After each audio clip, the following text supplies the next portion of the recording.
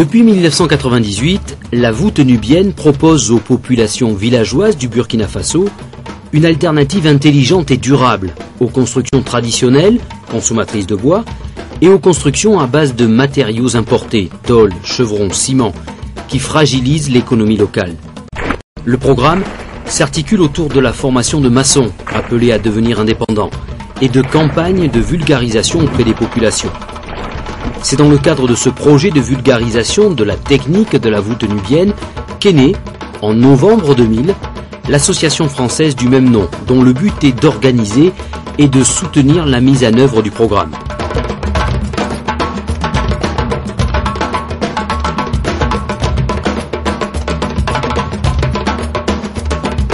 En 2005, l'adhésion des populations concernées connaît un essor significatif.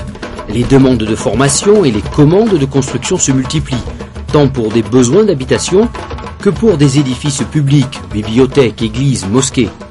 C'est dans ce contexte très encourageant que l'association poursuit aujourd'hui la recherche de nouveaux partenaires afin d'intensifier son action sur le terrain.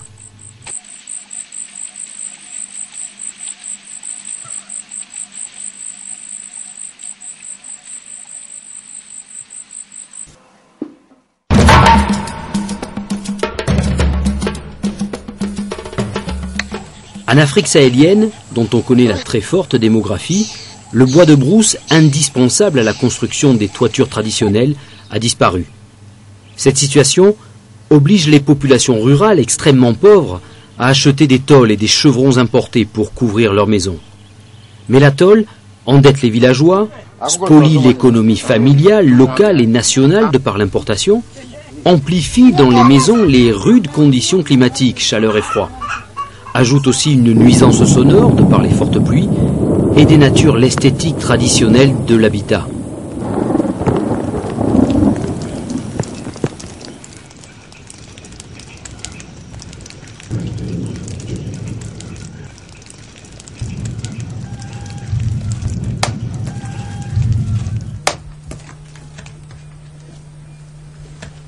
À cette situation, le programme apporte une alternative technique basée sur l'usage de toits de terre voûtés construits sans coffrage.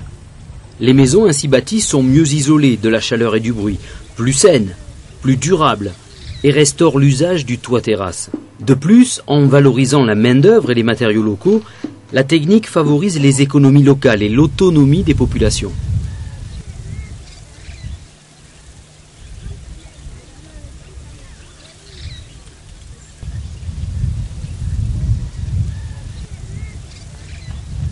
Les maçons formateurs, eux-mêmes anciens apprentis, assurent la transmission du savoir technique aux futurs entrepreneurs dans le cadre de chantiers réels.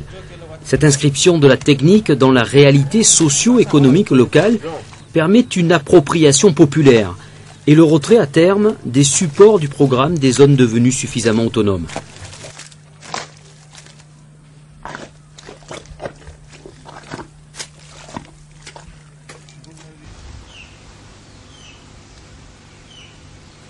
L'organisation de rencontres d'information dans les villages et la valorisation d'exemples concrets sont les principaux moyens de diffusion du programme.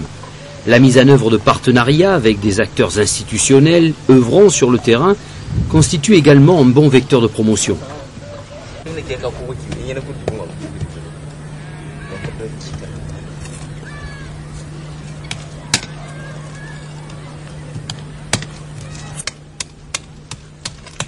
Fort de ces 8 années d'activité et d'expérience, le programme présente aujourd'hui un bilan très positif.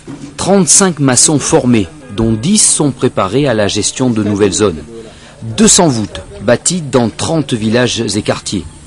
Des partenaires, ONG et associations qui font construire des bâtiments à leur usage. 5 zones de vulgarisation au Burkina Faso. Et l'élargissement du programme à 3 nouveaux pays, Mali, Togo et Sénégal.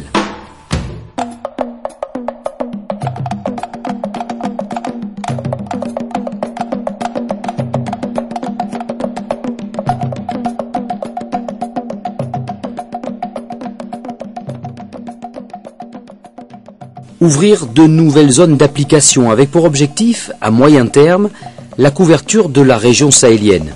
amplifier la progression de l'activité de formation et de diffusion, renforcer les outils de gestion, de coordination et de communication, et consolider, multiplier les partenariats. La pertinence de la solution proposée et la capacité du programme à la vulgariser dans la durée lui confèrent aujourd'hui une portée internationale.